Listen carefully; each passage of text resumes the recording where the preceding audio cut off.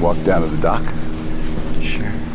Ellen, I spent time with John Fullerton, not only on Wall Street, as we heard in episode 1, but also at his home in eastern Connecticut up against the Rhode Island border. I know that part of the world well, John. It's a beautiful spot. The Fullerton's home looks out over a grassy field bordered on 3 sides by old stone walls. These walls must have been built, roughly in the 1840s, 1850s. And beyond the field, Long Island Sound. There's something for me about being along the coast. It's my place, and to be looking out at that is a real gift.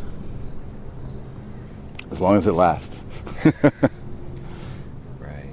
Do you know what he meant by that? As long as it lasts? I didn't ask John what he meant, but he might have had a couple things in mind. His own mortality, and the real likelihood of, sea level rise and ecological and civilizational chaos in the coming years. We know Fullerton takes those things seriously. It's been a minute since we heard his story in episode 1, so to remind everyone, John Fullerton was a rising star at J.P. Morgan Chase, the iconic banking corporation, until the early 2000s when he was about 40. But then, John had a series of insights that led him to leave his Wall Street career. He set off on a journey to understand how capitalism, for all its successes, had, in his view, become deeply destructive and unsustainable. The gig's up. The gig's up, and we've got to find a new source of prosperity than continuous extraction. John, you promised we'd return to John Fullerton before we wrap up this series. I guess the time is now. Yeah, we're going other places in this final episode, too. But I did want to share more about what Fullerton is doing now and the vision that he's arrived at for a different kind of economy. Not because John is like the expert or the guy on these questions, but because his story is fascinating and it does represent something larger going on out there. His ideas are in line, in many ways, with those of other people thinking hard about a new economy. And it's important to say that some people are going beyond theorizing. They're out there doing it, building and demonstrating economies that leave behind some of the core assumptions of capitalism. I don't know who said it first, but that proverb does come to mind. Those who say it can't be done should not interrupt those who are doing it.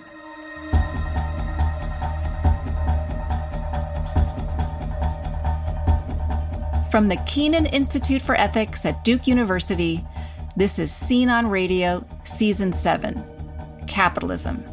Our conclusion, Episode 12. I'm Ellen McGirt. And I'm John Biewen. We've been exploring the world's dominant economic system and how people shaped it over time.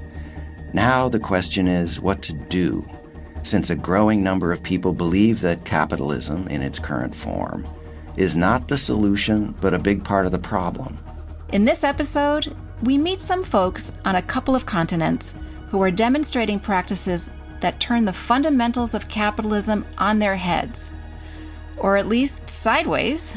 Our goal here is not to present a specific blueprint for a post-capitalist economy, but based on this season-long exploration, the voices we've heard, and the stories we'll tell in this episode, we'll venture some possible themes and principles, some ways of organizing our economic and material lives that seek to avoid capitalism's biggest failings and injustices. Let's get to it.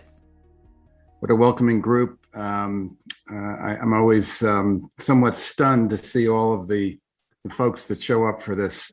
Many of you know I've been on this search and journey for a long time. And this is John Fullerton in the summer of 2023. It was day one of an online course he offers through his nonprofit, the Capitol Institute. He calls the course Introduction to Regenerative Economics.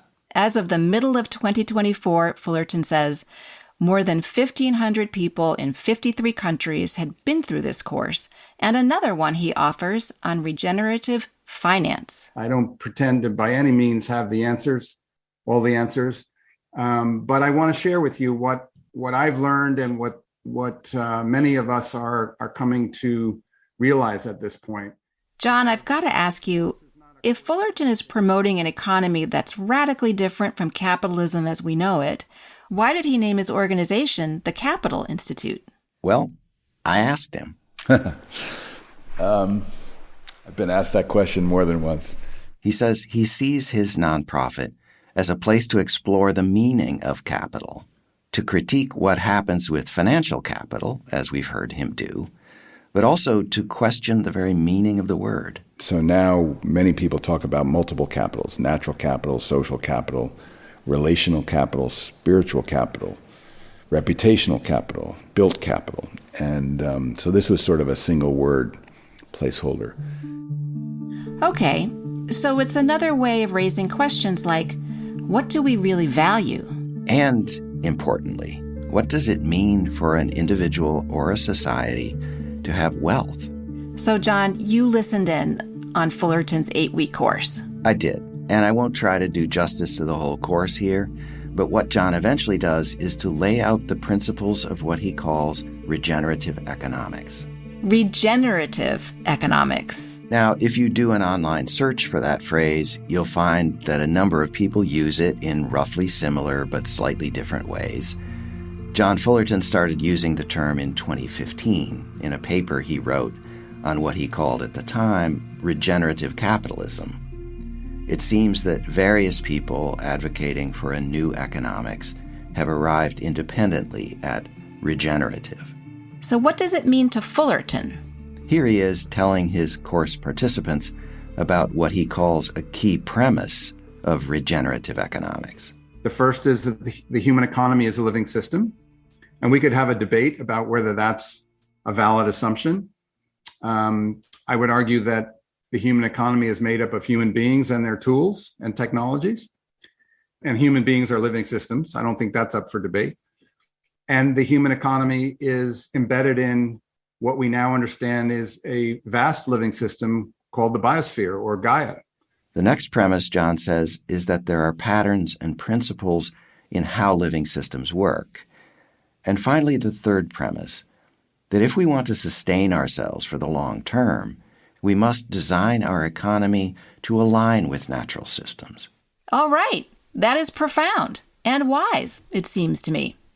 And also, not a new idea? For sure. And Fullerton doesn't claim it's new. He quotes, for example, to take another white American dude, Buckminster Fuller, the 20th century thinker and inventor, who said, "Nature is a totally efficient, self-generating system." And he said, if we live synergistically within the laws of nature, quote, sustainability will follow and humankind will be a success. So that's a core insight. Nature regenerates itself with everything consumed or composted. No pollution, no need for landfills. So Fullerton's saying, let's run our economy like that, or as close to that as possible. John, you've talked about this before on this podcast. For most of human history, all people lived more or less in alignment with nature, by necessity, without needing to think about it. And many peoples, including most indigenous folks all over the world, never stopped doing so. Yeah, and those folks were often horrified when they encountered Westerners who'd gone so badly wrong in our relationship with the non-human natural world. But the fact that it's not new doesn't diminish the radicalism of regenerative economics as John Fullerton presents it in our place and time. Let alone the fact that it's coming from a former Wall Street banker. An economy that would replicate living systems is so far removed from what we're doing now or even talking about in the mainstream. To flesh out John's ideas just a bit more, he offers 8 principles of a regenerative economy. Things like being in right relationship and view wealth holistically, empowered participation.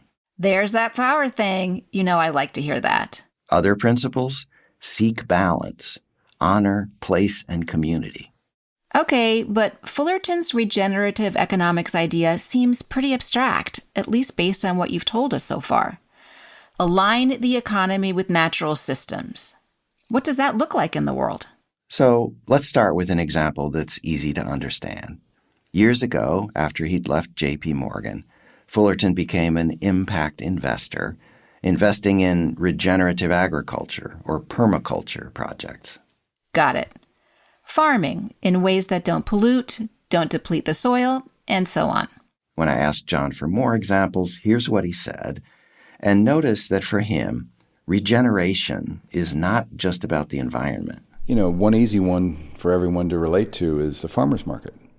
And all of the neat things about a farmer's market, including getting outdoors and meeting your neighbors and chit-chatting about something that you had no intention to chit-chat about. So, going to get bread is not just about the bread. So there's this relational context of a farmer's market that transforms that experience compared to going to the Walmart and going down the aisle. And I suspect if you analyzed all the 8 principles I talk about, you'd find them showing up in a farmer's market. The other examples, there's lots of companies that have regenerative activities, but the one I like to talk about most recently is the Mondragon cooperatives in Spain. And interestingly, they grew out of post-World War II era. All right, John. And there's our segue. Yeah, when Fullerton said that in our interview, I shook my head and smiled to myself because I had not asked about Mondragon. But you'd already been there. Yes. The Mondragon cooperatives in Basque Country are not your everyday companies, not even your typical worker co-ops. And to tell the truth, between us, Mondragon was the #1 reason I went to Spain in the first place.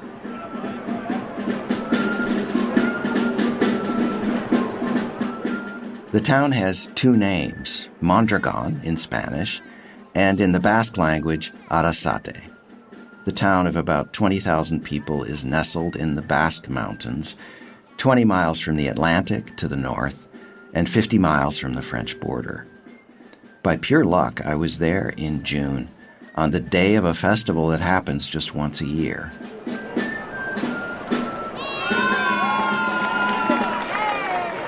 Even though it's drizzling off and on, the plaza in the center of town is filled with hundreds of people. They're eating finger food, drinking beer, and catching up with neighbors. Kids jump up and down in a bouncy house. Musicians on a stage play traditional Basque music while teenagers perform folk dances. Ander Echeverria invited me here. He's explaining the importance of the centuries-old traditional song that the flutists and drummer are playing. An homage. So it is the beginning of an event. It can be a funeral. It can be a wedding. It can be that Joe Biden come here and the first dance is this one. Ander Echeverria is a slender man in his 50s with a beard and a kind smile. His job is to explain the Mondragon Corporation to curious outsiders, a couple thousand visitors a year from all over the world.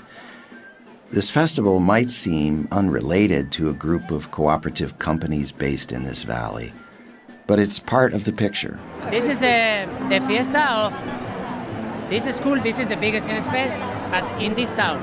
They do the same in the other towns.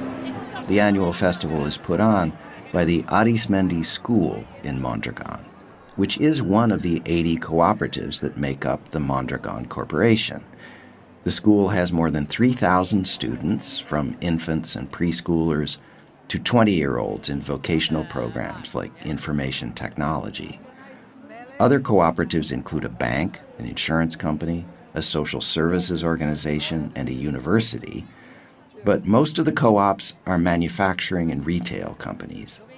Altogether, they employ 70,000 people, do business in 150 countries, and bring in $12 billion a year in sales.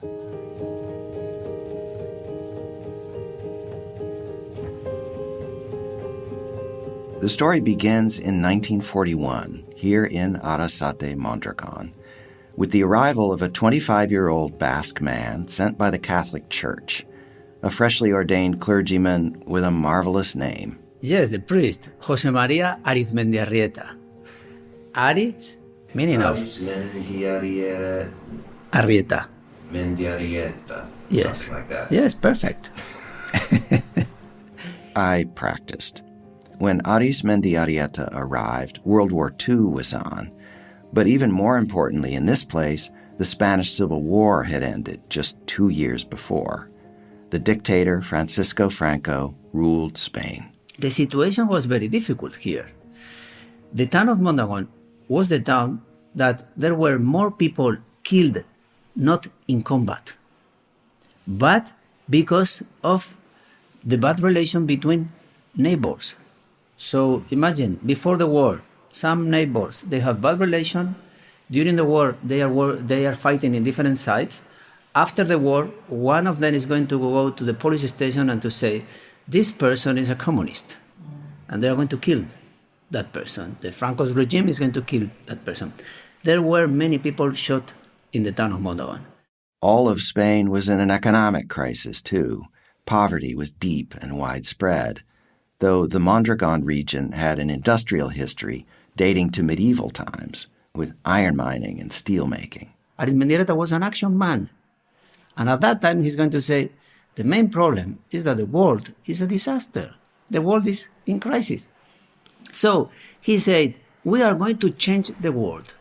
When he says change the world, he means change the region. And if we want to change our region, we usually have two options. One, to change from the top to the bottom, and for that we have to be here in the power. But the priest and the people he most wanted to help in Mondragon had no power. Or the other option is to change from the bottom up. And for that we have to change people. That was the option of Arizmendiarrieta. He said, we are going to create a new person. And to create a new person, I have a tool. Education is a tool to change people. But I have not only one tool. I have two tools, education and work. The priest started working with groups of young people, organizing excursions to the mountains, sports and debate clubs. He wanted to bridge the political divides and build solidarity. At the time, the local public schools didn't go beyond the elementary grades. The main employer in Mondragon, a locksmithing factory, ran a vocational school, but only for the sons of the company's workers. So in 1943, Arizmendiarrieta started a new vocational school that was open to everyone and funded by the community. It would later become Mondragon University. As for work? What is work for Arizmendiarrieta? He said, we work because we have to improve the society. That's the reason to work. And he said, we work because God did the world, but the world is not finished. He said, we are collaborating with God to complete the world. And for the priest, Echeverria says, the transformation he envisioned was entirely about the place in which he found himself. He was born in a farm. And in the Basque tradition, it is very important, the farm. And when the farm is going to pass from one generation to another generation, we don't say, my son, this is for you. But what we say is, in Basque, zu etxerako. You are for the farm. It's not the farm for you, but you are for the farm. You are going to take care of the farm. You are going to preserve. You are going to maintain. You are going to improve the farm and to pass to the next generation. And this is something that is part of the cooperatives. The cooperatives, if they are located in a place, they should continue in that place. Doing what? Creating job opportunities, creating good quality jobs. This is a kind of wellness or wealth generator. This is the cooperative. This philosophy explains a lot about the Mondragon cooperatives. The whole point was to provide a lasting source of life and livelihood for people in this then very troubled valley. Think of John Fullerton's regenerative economics principle, to honor place and community.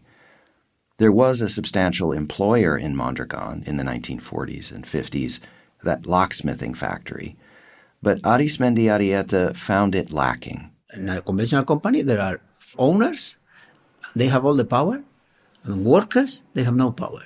Armendaritas said, no, in the center of the company has to be not the capital, but people. Not capital, but people. The priest tried to convince local business owners to empower workers, but they said, nah. So in 1956, Arizmendi Arrieta worked with a group of 5 young men who he'd helped to get trained as engineers, and together they founded the first cooperative company, making stoves. With the example set, more cooperatives sprouted year after year, and the companies formed symbiotic ties under the umbrella organization, the Mondragon Corporation. 7 decades later, there are dozens of companies, a large supermarket chain, engineering firms, and manufacturers making everything from appliances and auto parts to precision machine tools. Together, they make up the world's largest worker-owned co-op. This machine is building this. This is a wire thermocouple. This is a safety device on every gas cook, boilers, and I think even gas barbecues. Typical Weber barbecues. Xavier Otaño is giving me a tour of one of the cooperatives, Mondragon Assembly. I'm a head of sales from the solar business. We can go through here. I can just show you another machine. As Otaño explains, Mondragon Assembly is not manufacturing that small electronic part he was showing me. The company is building and selling the automated machine that assembles the part. Once its operation is fine-tuned, they'll ship the machine to their client. We are doing machines that do parts for automotive industry, for electrical devices, for household appliance industries, and also for solar business. We make the lines that build solar panels. In this location, we are around 200 people. What's your name? My name is Sara. I assembled the machine from the beginning to the end of the machine. Sara Perez is an assembly technician. She's 36 years old and a 7-year veteran at the company. It's a very interesting job. Bai, jarraitzen bai, lanean noski baiet. Gusta utxegat. She wants to stay here, she wants to continue. Are you a member? Yes, I am a member, yes. So, Ellen, this, of course, is the central idea of a worker cooperative. Sara and Xavier and the rest of the workers are not simply employees. As members, they're workers and owners of the company. And in the case of the Mondragon cooperatives, they're the only owners. Is that right? Yes. There are various kinds of co-ops all over the world, including some that allow workers to claim ownership of company stock along with conventional outside shareholders. But with Mondragon, there are no other shareholders. So you and I can't buy a share of Sarah's company, Mondragon Assembly, or of the larger umbrella organization, Mondragon Corporation. That's right. Everyone who goes to work for a Mondragon cooperative has the option, after a 1-year tryout on the job, to buy in and become an owner.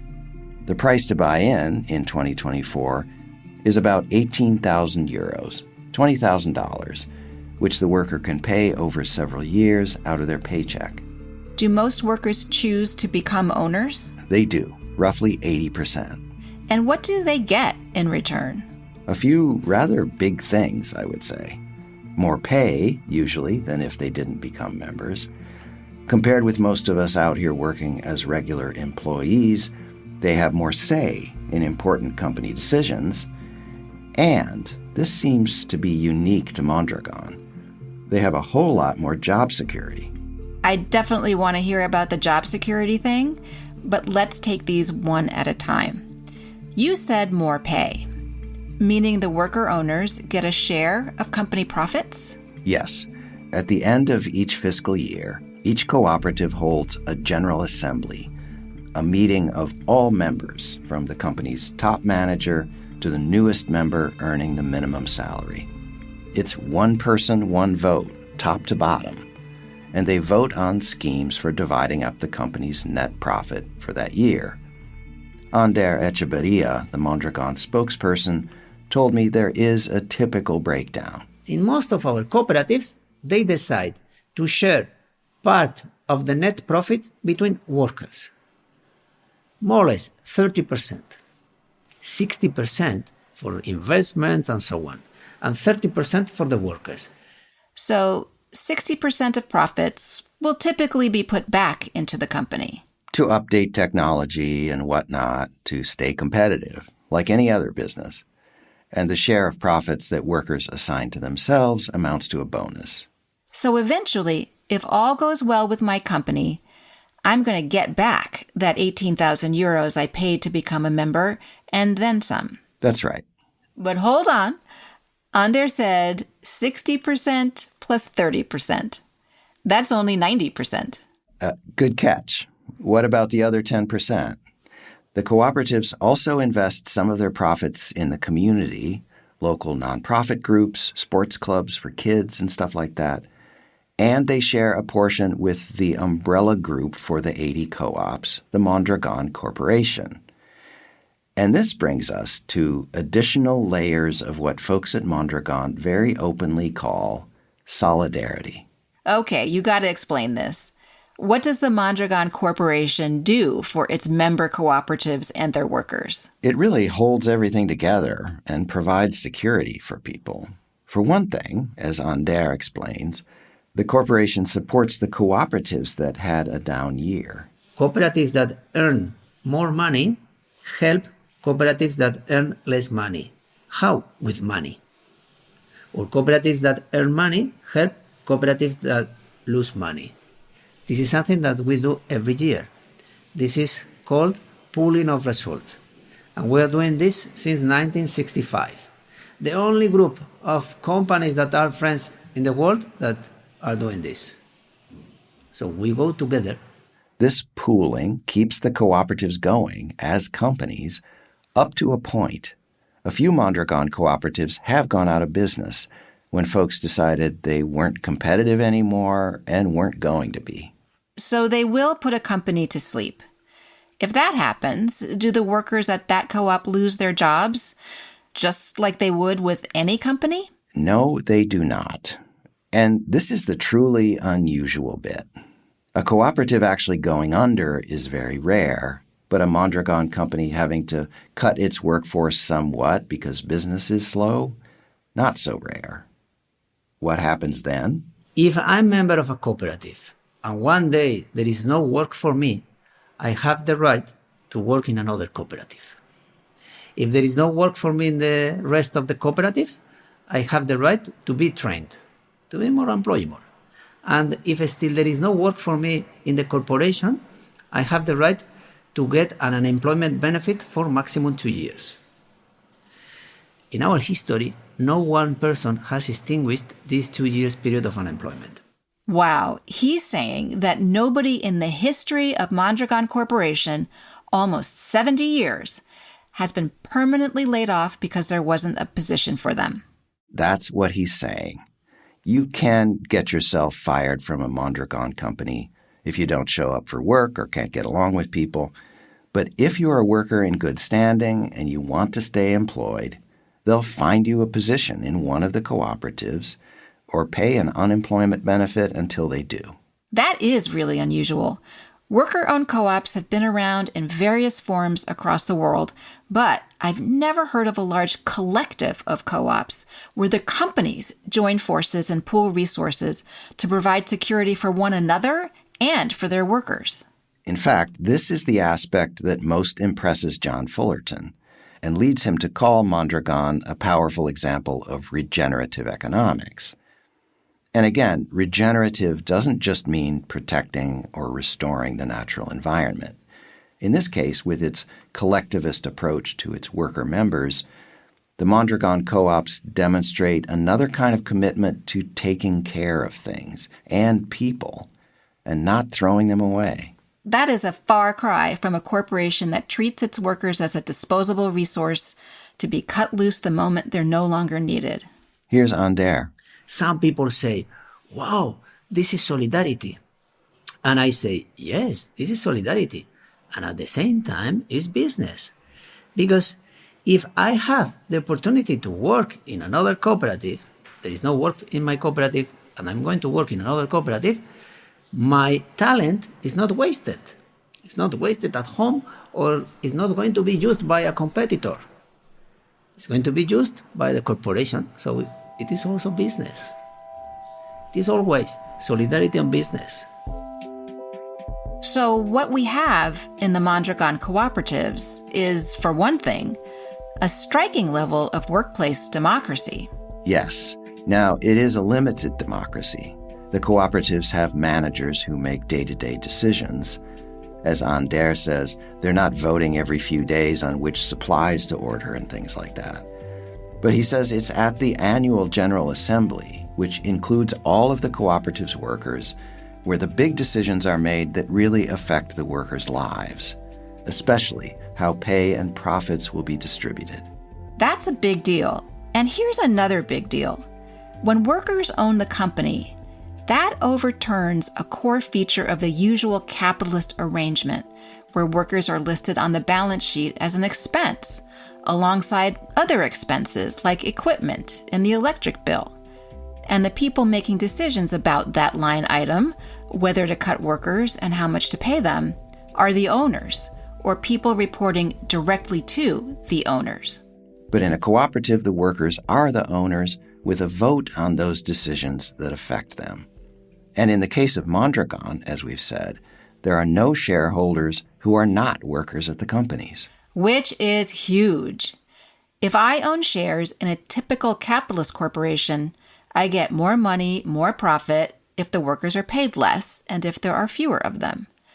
And as a shareholder, I represent the capital in capitalism, which makes me the most powerful person in the equation, much more powerful than any worker. And the more capital you own, the more powerful you are. Under capitalism, that is. But folks in the Mondragon cooperatives say, we choose a fundamentally different setup.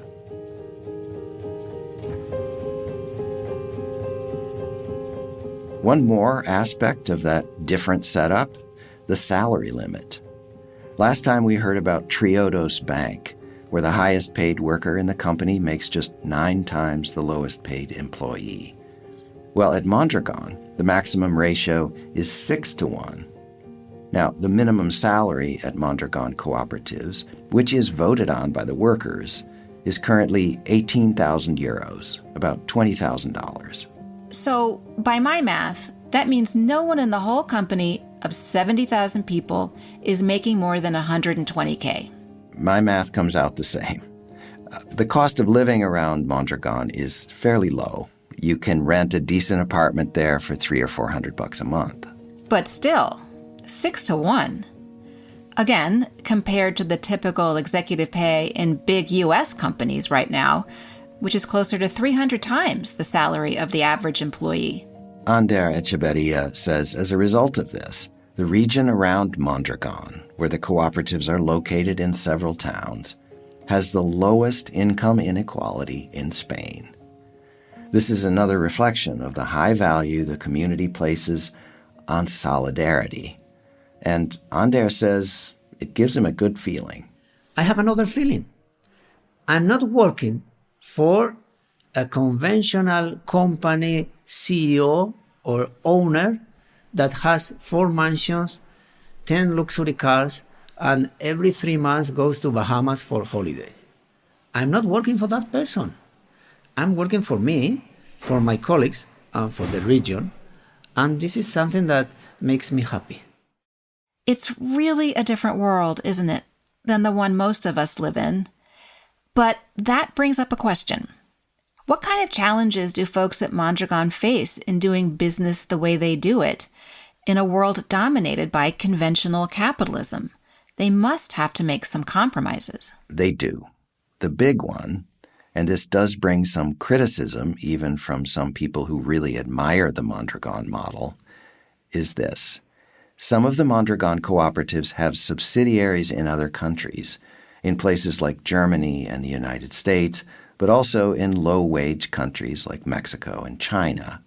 more than 100 manufacturing plants that employ about 10,000 workers. So that's a fraction of the total workforce. About 60,000 people work in the cooperatives in Spain. But still, how do folks at the Mondragon Corporation explain this? Basically as a necessity, as they try to balance their cherished worker co-op model with the need to survive as businesses in the world as it is. For example, to compete against other corporations that outsource jobs, a Mondragon company may have to get some of its components made more cheaply. Folks at Mondragon say they would like for workers at their subsidiaries to become cooperative members, but that's easier said than done. Not all countries even have laws that allow for worker co-ops. And in those that do, I can imagine the challenge. A newly hired worker at a factory in South America being told, here at this company, you can become an owner-member of a cooperative based in Spain, and it'll cost you thousands of dollars to buy in. Yeah, they've never got many takers when they tried that. That invitation looks very different to someone in Basque Country who can look at their neighbors and see how this thing works. Then again, if we had worker cooperatives everywhere, folks wouldn't be so mystified. People disagree about how transferable the Mondragon experience is. Some argue that Mondragon succeeds because of the cohesive culture of the Basque people. Ander Echeverria, the spokesman, doesn't buy that as an explanation of why the worker cooperative model hasn't spread more quickly up to now. We are not so special, and we are part of the cooperatives because we are normal people, and there are normal people everywhere in the world. So I don't know if it is because this image we have, or maybe because it can be something disruptive, and so there could be some interest not to promote this model because of this disruption effect. Who knows? I think the important takeaway for us, John, is the people over capital example that Mondragon presents for all to see. It sheds a particular kind of light on capitalism, doesn't it, by contrast? And offers ideas that folks can learn from and perhaps adopt or adapt. So, John, we have just one more destination on our itinerary, and it's back in the USA. To set the stage, think back on Episode 7 and that explanation by Marjorie Kelly about financialization and the upward redistribution of wealth that's been orchestrated most dramatically in the United States over the last 40 years.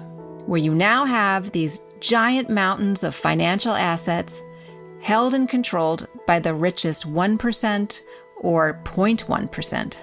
Here's something John Fullerton said about that when we were strolling Wall Street. You have money growing at a compound rate that, whether it's debt or equity, it's growing at a compound rate and never being relieved. And we don't have a way to, the phrase I like to use is compost. We don't have a way to compost this ever-growing mountain of capital. To compost the accumulated capital. Fullerton saying we need to find ways to take money out of the self-perpetuating financial machine that spins capital into more capital for the same few people. And to put that money in the hands of folks who will feed and repair people and communities and the earth. What would that even look like?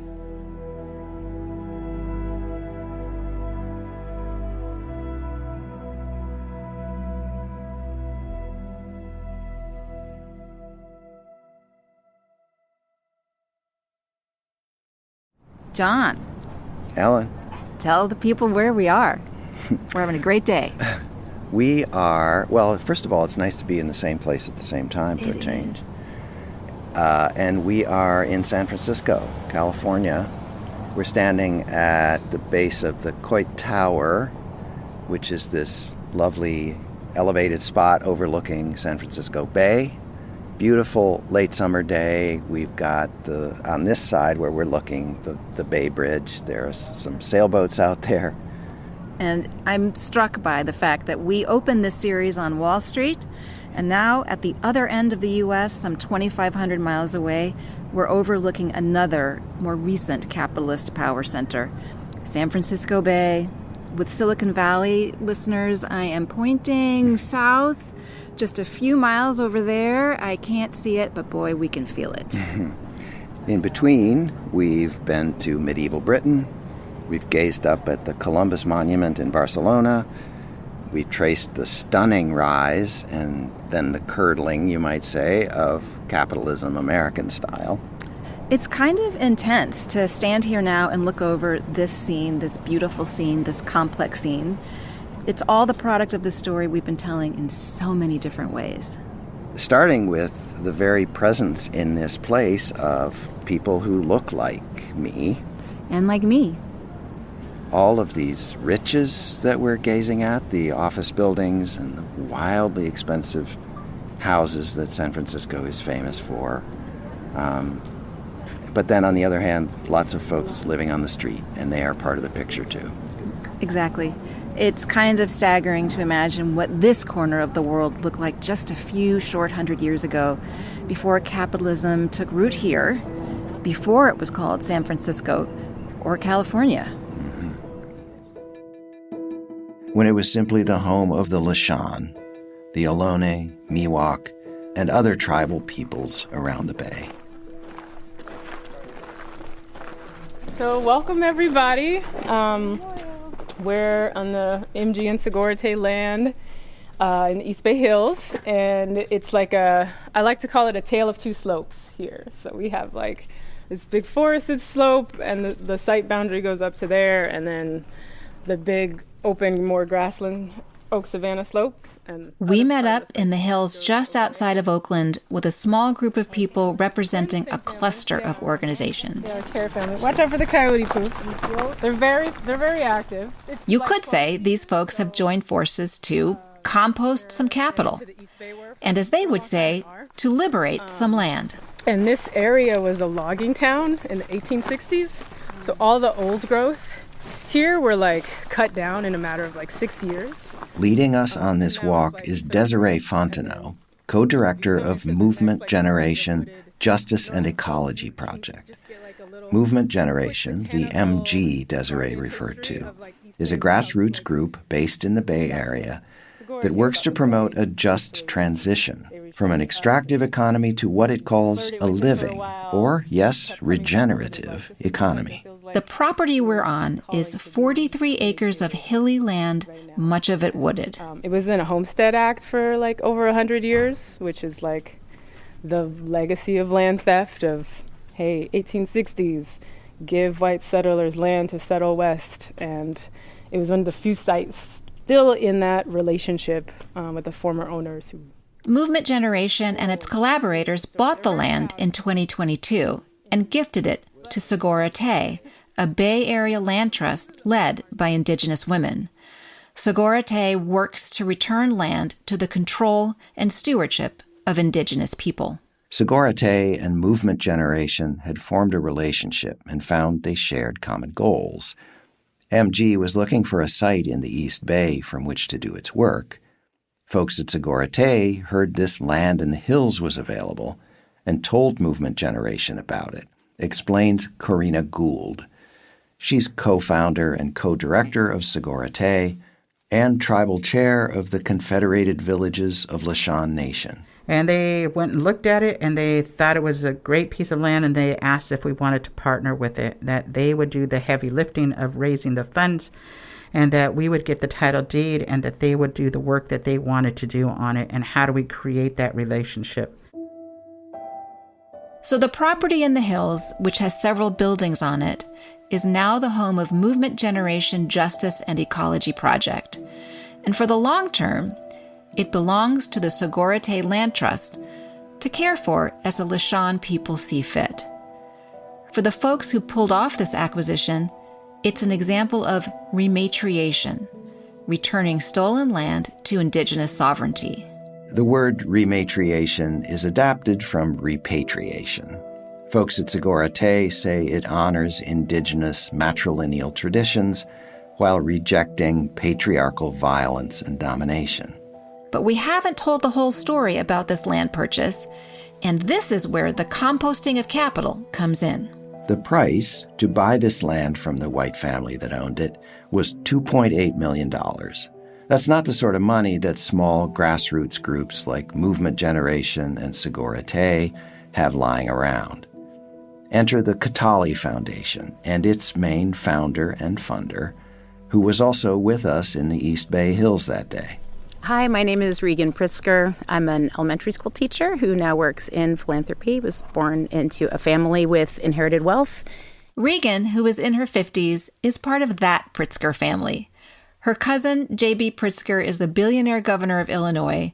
Their ancestors, a couple of generations back, founded the Hyatt hotel chain, among other companies. I do identify as being part of sort of the 1% of the 1%. That is my family. That is my inheritance story. Pritzker joined her parents' family foundation in 2005, but she got increasingly involved with groups working for radical change in the economy and society, including Movement Generation and another California-based group, Justice Funders, which calls for the transformation of philanthropy. In 2019, Regan and her husband founded the Catali Foundation. The name is derived from Catalyst, and seeded it with a large portion of Regan's wealth, along with a plan to spend out that money in just 10 years. And we decided to establish a fund of $450 million with the intention of redistributing it in partnership with the folks around this table, really, and in response to calls for new ways of thinking about how those resources could be in service of community-governed projects and could be models for this new economy. The Catali Foundation's plan is to give all of that $450 million away and go out of business in 2028. The Catali Foundation provided most of the purchase price for the land in the East Bay Hills. Then, in early 2024, it gave a much bigger grant to the Segura Te Land Trust, $20 million, to buy the West Berkeley Shell Mound. That's a sacred ancient burial site of the Lisjan Ohlone people that had been desecrated and covered over with a parking lot. Corina Gould of Segura Te calls the rematriation of the Shell Mound the largest urban sacred site victory in California's history. It's a miracle that even happened, that's even a possibility, that somebody that had this forethought of thinking about how do I spend down my family's inheritance in order to make right some of the things that have gone wrong. On the surface, this might sound like a typical charity story. A rich person donates money to a cause she believes in. But those involved in this collaboration say it's something very different and much more radical. To start with, Regan Pritzker and the Catali Foundation are not doing standard-issue philanthropy, says Dana Kawaoka Chen, who is also part of the entourage in the East Oakland Hills. Dana is co-executive director of Justice Funders, which partners with philanthropists to reimagine what they can do with their money. Philanthropy is currently a product of capitalism, right? Capitalism as a system is a system that requires inequity in order to proliferate. So capitalism and philanthropy are totally intertwined in that the wealth that has become this field of philanthropy, it's all enclosed wealth. In other words, the wealth was extracted from land and labor, privatized, and held by the few rich families in the ownership class. It's wealth that then further is exacerbated because it's invested in the stock market. And so even if 5% of a foundation's grant making supports power building, social change, social justice work, 95% of those assets are still invested in the very things that are killing us. Can I add on to that? Please. Regan Pritzker. As someone who inherited a position as a board member of Family Philanthropy, one of the lessons you learn is that you have to keep your investments at market rate so that you can maximize the amount of distribution you can make to your grantees. And you have to keep the business of philanthropy going in order to support the nonprofits that you're supporting. Regan is describing the way most philanthropic organizations operate. You make grants each year of just a small percentage of your assets while continuing to invest the rest, mostly in the stock market, so that it holds its value, or preferably grows. And one of the big obstacles and challenges that I confronted when I wanted to create Cataly Foundation as a spend-out foundation was this idea that if you give all the money away, you won't have anything left. If you're stuck in the capitalism mindset around philanthropy, that kind of makes sense. But I think what has been so transformative for me and the gift I hope that the Cataly Foundation project has to offer to the field of philanthropy is that by spending out in ways that actually create the opportunity for experimenting in new forms of ownership, stewardship, solidarity economy projects, that we can show that philanthropy can spend out and should in service of this new system. You just have to do it in ways that are responsive to what is being asked for from the organizers on the ground who are building out these experiments in solidarity economy. Here, Pritzker is alluding to another crucial difference in the way the Cataly Foundation operates compared with conventional foundations. Cataly's grant-making decisions are made by a staff, most of them women of color, who are themselves embedded in social change work, environmental restoration, and efforts to return wealth and power to Black, Brown, and Indigenous communities. This is the kind of matchmaking that Dana Kawaoka Chen and Justice funders do all day, pairing financially wealthy people and foundations with grassroots groups working for transformational change. Here's Dana.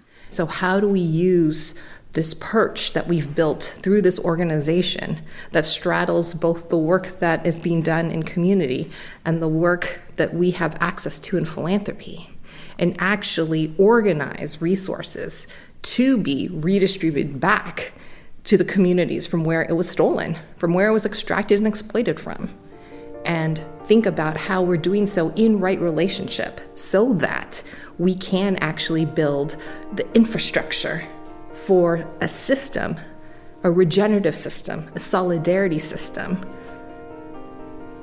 for all of us. A lot of activists say, whatever a post-capitalist world is going to look like, the release of a lot of accumulated wealth to make it available for the public good is a necessary step on the way. And Ellen, we found these stories and relationships inspiring as examples of composting capital and really trying to kind of rewind the story of colonialism and extractive capitalism. One possible reaction, though, is to say, well, these are lovely symbolic actions, but they're just so small in the face of this gigantic capitalist system and its dominance and momentum. And that's a fair concern. But the folks we interviewed in the Bay Area have an answer.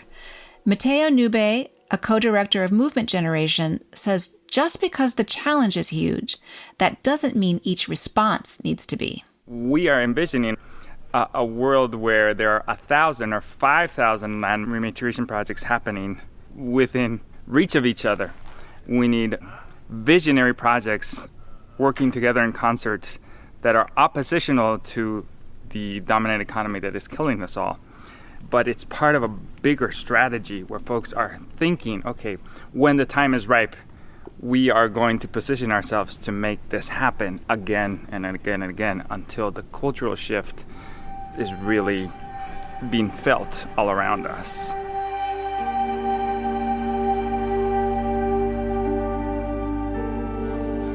If you think about it, nobody announced the birth of capitalism 500 years ago either.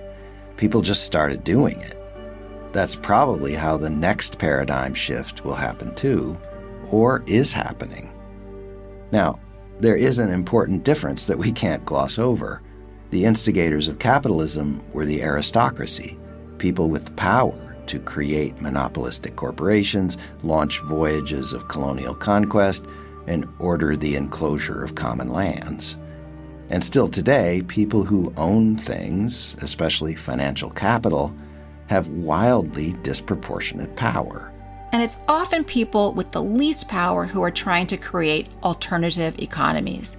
And that challenge of how to overcome society's plutocratic structures and shift power so we can get real change is a whole topic by itself. We devoted a Scene on Radio series, Season 4, to the structural failings of democracy in the United States. And in fact, the relationship between anti-democratic forces and capitalism was a recurring theme of that season. We just might go there again in the coming months in a bonus episode.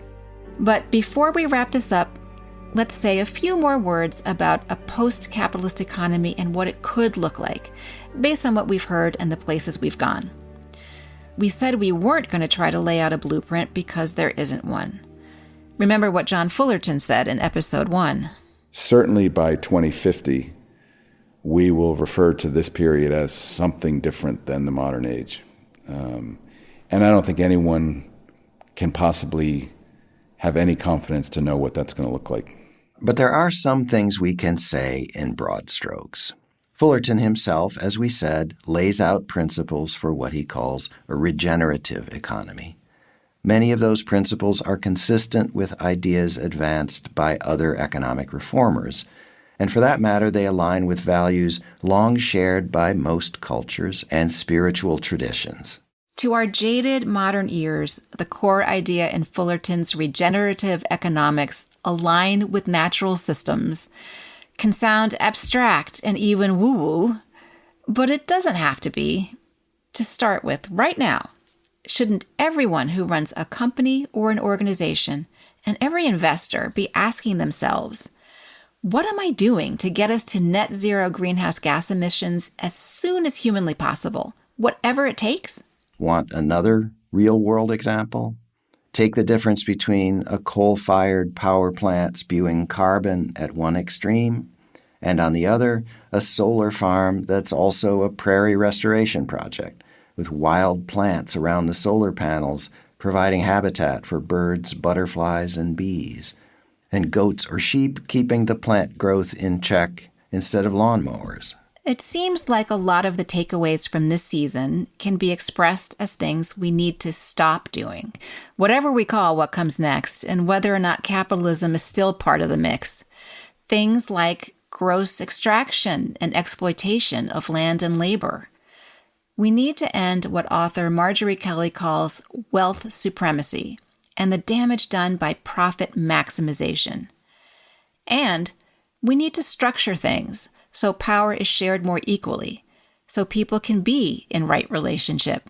Speaking of Marjorie Kelly, there's another word you hear from many advocates of a new economy, Kelly in particular, and it starts with D. We, at the Democracy Collaborative, the phrase we like to use is a democratic economy. We live in a democratic society.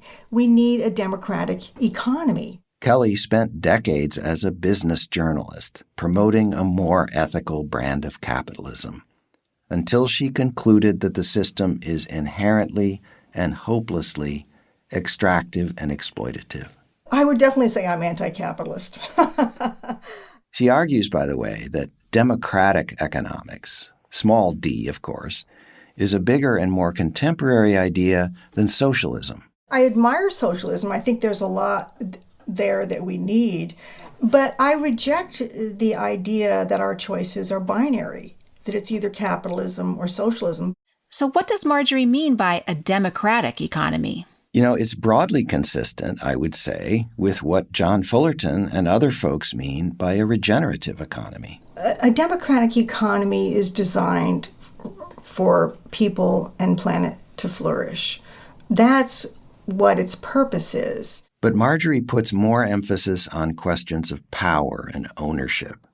She says we need more businesses owned by their workers, as in Mondragon, and more public ownership, which, yes, is essentially democratic socialism at work, including in capitalist havens like the United States. 85% of Americans get our water from municipal utilities. We don't think about it, that the city owns the water systems.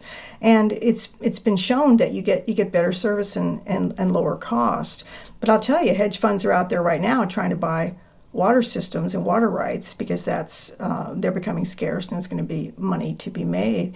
The purpose of a municipally owned water system is to provide reliable, affordable service. That's its purpose. Its purpose is not to extract as much as possible from consumers. So, yeah, the difference in a way is simple. Its purpose, its ownership, and its structures that hold those in place. And yet it's also deep and a profound difference.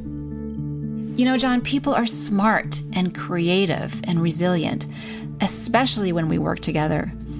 But we have to start by recognizing where we've gone wrong so we can get back on a path that we can all live with for the long haul. Once we have some clarity about where we're trying to go, then we can more effectively plot strategies for getting there. It's been a joy working with you, Ellen. Thank you for coming along. John, it's been an absolute pleasure. Thank you so much. Do watch this space, or hit that subscribe or follow button on your podcast app if you haven't. Keep an eye out for one or more bonus episodes later in the fall. And of course, we do love it when you tell your friends or spread the word about the show in any way.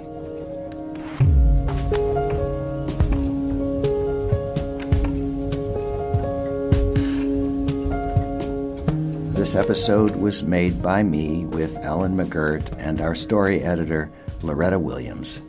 Huge thanks to Loretta, whose sharp eye and ears always make the result better. Music this season by Michelle Osis, Lily Hayden, Chris Westlake, Alex Simcox, and Goodnight Lucas. Music consulting by Joe Augustine of Narrative Music. Recording help for this episode from Ella Mustafa. You can find a transcript of this and our other episodes and info about our team at scenonradio.org. We've also provided reading lists for some of our past seasons. We'll post one for this season soon. Big thanks to the whole crew at the Kenan Institute. Sarah Rogers, Christian Fernie, and Jatu Pajibo make our website happen and help with communications and transcripts. Oh, and the Kenan Institute makes Scene on Radio itself possible. Executive Director David Toole. This season was produced in partnership with Imperative 21.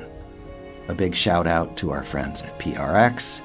Scene on Radio comes to you from the Kenan Institute for Ethics at Duke University.